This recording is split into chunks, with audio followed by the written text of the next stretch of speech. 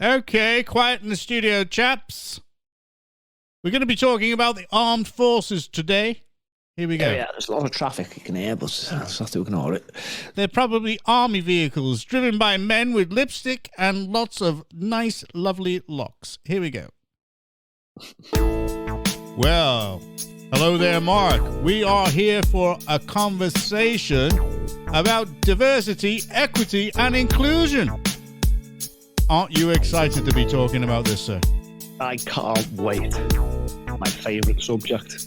Your favourite subject? All right. Well, it's not Trevor's favourite subject. No. It's not Steve's favourite subject. No. But in actual fact, you are at one with me because I believe that this stuff is killing things in this country. And I believe that DEI must die. Correct. And we've got to actually plot its downfall within this conversation. And we need to get it moving. Go on. Okay. We will be the assassins of diversity, equity, and inclusion. Intellectually, of course. Yes. There we go.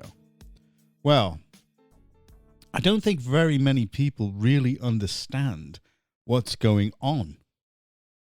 Diversity, equity, and inclusion. That means that different people in different bodies at different levels of the government are saying that we should have more diversity, irrespective of ability. We should have equity. I don't know what the hell they mean by that. And inclusion? Well, what are we going to do? I know. Why don't we get the illegal migrants working in the Home Office? How about that? Oh, from bad to worse. Do you not think that would actually be inclusion?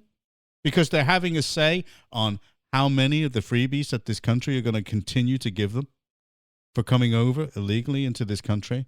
Sorry, that makes me sound far right. Sir, do we need a reduction in the quality of recruitment and its consequences? Not really, sir. See, this is the problem with this diversity and inclusion. It wasn't such a massive problem, was it, when it was naff woke films and, I don't know, products like Bud Light and stuff that we could just choose to reject and boycott. I think it's pretty serious now when it's starting to damage the very structures that are actually designed to protect us, John. Well, do you know that every one of the people that was so pro those issues with Bud Light are now no longer employed by the company? It's a miracle. And they're actually trying to improve the image now of getting people on the other side of the argument who've been slating Bud Light to try and make them popular and relevant again. I know. Do you think, say, for example, if we push it towards our armed services, for example, do you think it reduces the quality of recruitment? Definitely. Oh, I just heard that. Is this just like something coming in from an intergalactic message? Busy road, mate. Yeah. Well, I heard that Ming the Merciless actually wants to come on the podcast to give the intergalactic opinions on what's going on. I don't know. At the moment, I'm controlling the mute button, so I don't know. Anyway, is it a massive problem? I'd say so. I mean, we've just had ex-army officers writing a letter, I think, to the Grand Chaps, and they're not happy. In their words, it's doing monumental self-harm, and it's dangerous, and it's madness. And the armed forces should be a fighting power to defeat the king's enemies. Correct. And they're also having a little pop about the fact Christianity is kind of disappearing too. I mean, what this is doing, it's employing all the wrong people to all the wrong places. Well, you can see it within the police. Yeah.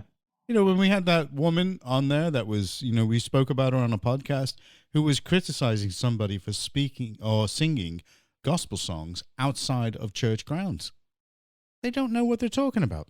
No, but like the army, they want to relax security clearance. Now, that's a major security risk. Now, are they doing similar in the police? Because we've had numerous now, and it seems to be daily or a weekly occurrence of police officers in trouble for things that they really should not be doing.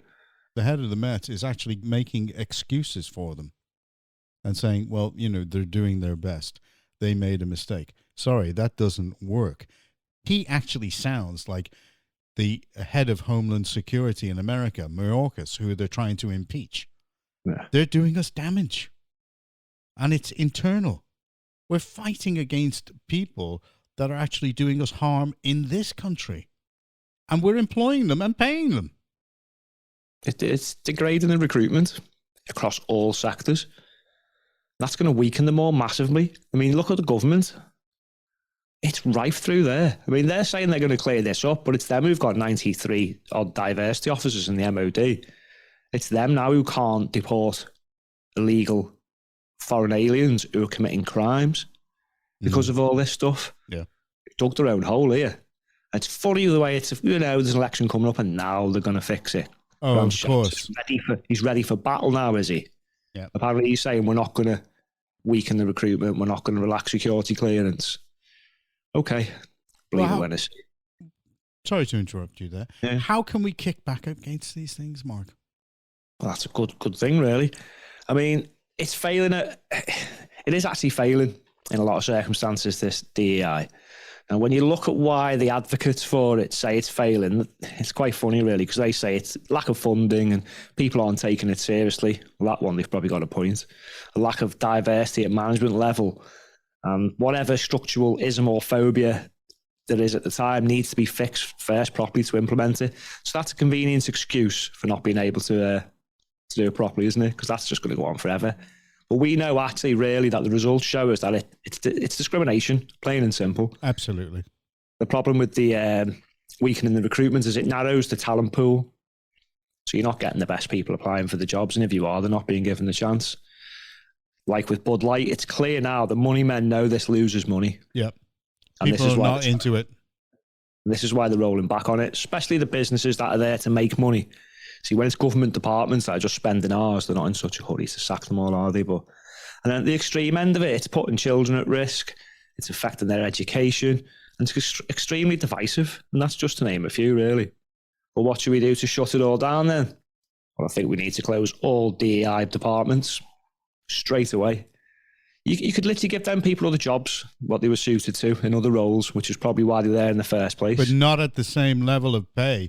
Because have you seen the salaries of some of these diversity officers within these corporates and within the councils and public? It's just, what the hell? It's over 100 grand. It is. I think the reason this has been allowed to sneak in is just the fear of speaking out against it. And I think when they say it's not taken seriously, I think corporations are just throwing money at it, hoping that then they'll be left alone. Do you know what I mean? Yeah. So they're throwing money at it, but they're not really taking it seriously. But it's the fear, because if you speak out against this, you're labelled bigots, you're given a down score on your DEI, whatever it is. So they've got to come in hard now, scrap all the diversity quotas, start choosing the best people for the job. It should be judged on merit, but then that's gone downhill. And then use this money wisely then. Pull the funding, use it to hire better staff for the job, and then better training about that actual job.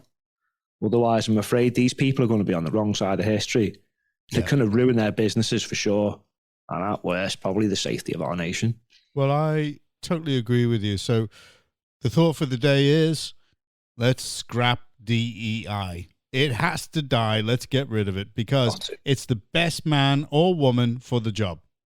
Yeah. I mean, sometimes these people have these good ideas and they want to implement them with good intentions, but it doesn't end the way they'd like it to, which might explain why it's not like that in the first place, Okay. And I'll say it again. Best man or best woman for the job.